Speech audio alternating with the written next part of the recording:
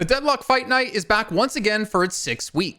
Entering the ring is Metalskill as they take on DFN veterans of Pojilaya Skumbriya, who look for that rematch up against DMS for the throne. Not wanting to see tasks on Paradox, Metalskill take it away as PS responds with a Mirage Ban. Continuing in true PS style, they open up early with kills and sport a 6k soul lead only 5 minutes in.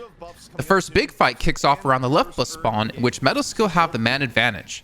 It turns into a 3-on-3 trade with PS coming out ahead, securing the second flex slot from the lane 4 walker. Rhea saying, you know what, we're going to fight for it too. Shelter drops pretty early into the fight. Death Slam in from Lex, looking for anything. Geist under pressure, but 1300 HP, not feeling very pressured, just getting tickled by the poke here, Jason. It's nowhere near enough to even make Hardeki feel threatened.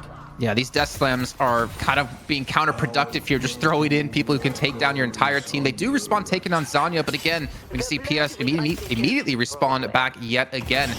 And in the meantime, PS are still pushing lane 4, looking for another walker in this game, getting their next flex slot unlocked as we finally see Heli trying to go in, Shadow Transformation used, but is it realistic to be able to pick up any of these kills? Kelvin gets Kelvin with the aid of Maxich, goes in, grapple. Now the hunt on the Geist. Geist does not have Shadow Transformation here, has a parry, but that's not going to be nearly enough. With Maxich getting caught in the backlines, PS push into their opponents, getting another flex slot, having 3 to Metalskill 0. Continue the chase here. But PS, like you said, I mean, it's down to 12k now. You still have to be relatively careful here to come back because they're going to start to hit hard. And speaking of hitting hard, Task gets his revenge, getting the kill into Heli. And the other problem here, you take a look at the push situation where they're about to get the final walker. They are going to be awash in flex slots. Mid-boss can give and it can take as Pojilaya Skumbriya try to lock down an advantage. Spacemaker and Heli team up to steal away the Rejuvenator and keeps their hopes alive.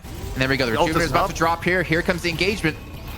They're going in, they're looking for the steal. Metalskill, they get the steal, Jason! They're able to hop on in. It's the Ivy Yamato special, and Yamato didn't even have to blow Shadow Transformation. And just like that, Metalskill back in the game.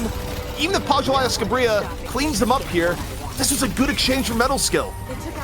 Oh, they're still going on the chase here. Only 3 people left alive for Metalskill as we're about to lose one more. YG just trying to escape and really no chance you're going to do so up against Sunset. After letting the urn turning go for free, Metalskill decide to engage after, but walk into the trap set by Litz. You see Metalskill go for the contested. Affliction goes in. It looks like no chase is going to be happening off of this.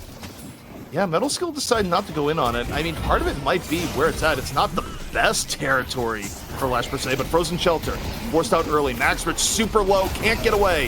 Pojilaya Skumbriya now turning the tables, moving on in. Sunset gets one.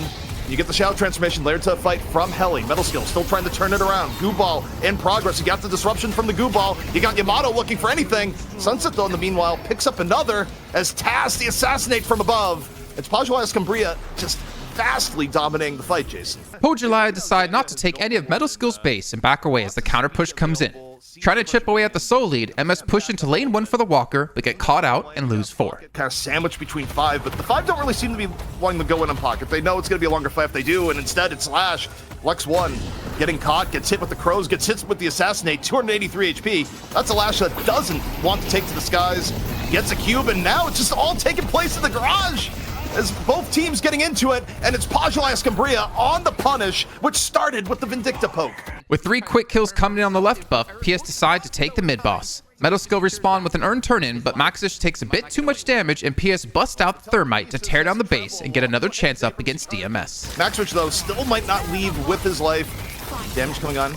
Does look like Maxrich is able to get away. Metal Skin trading out poke. I don't think they want to engage this too much outside the base, but, you know, as I say that, Maxrich gets caught. And even just down 1 here, now down 2.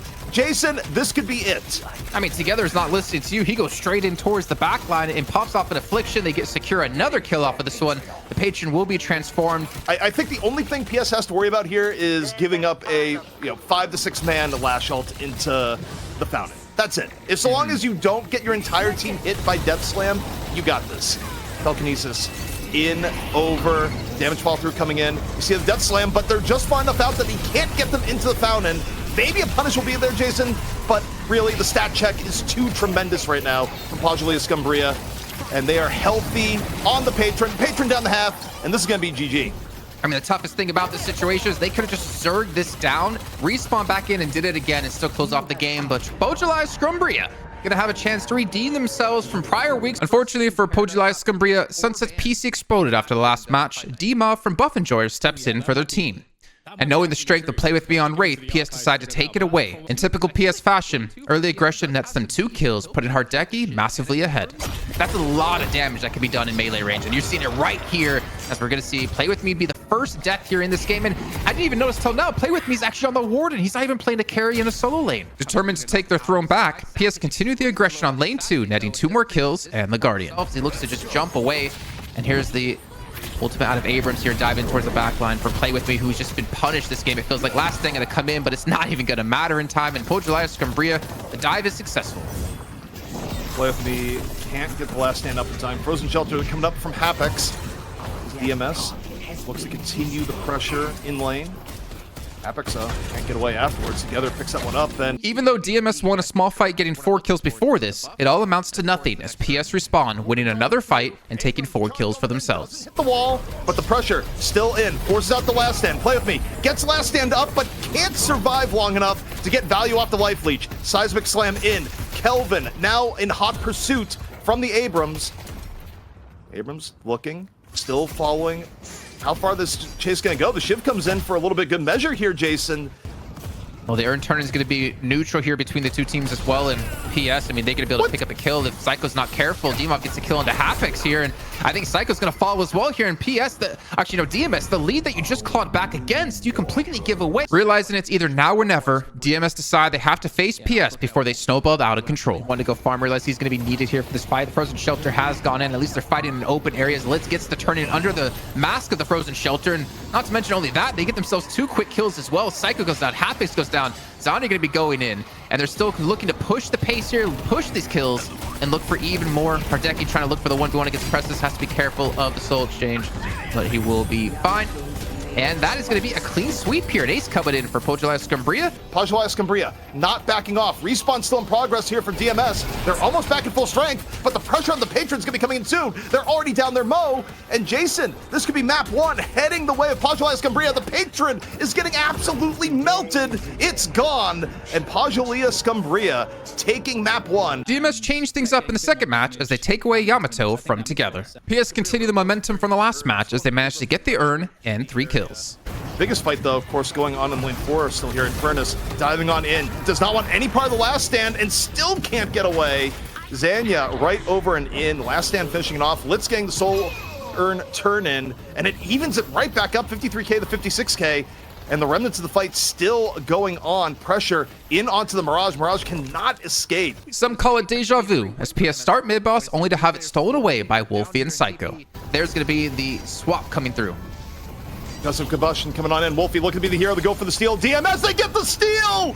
Off the Concussive Combustion over the Rejuvenator, Jason. The Infernus Dream comes alive in Pojilaya Skumbriya.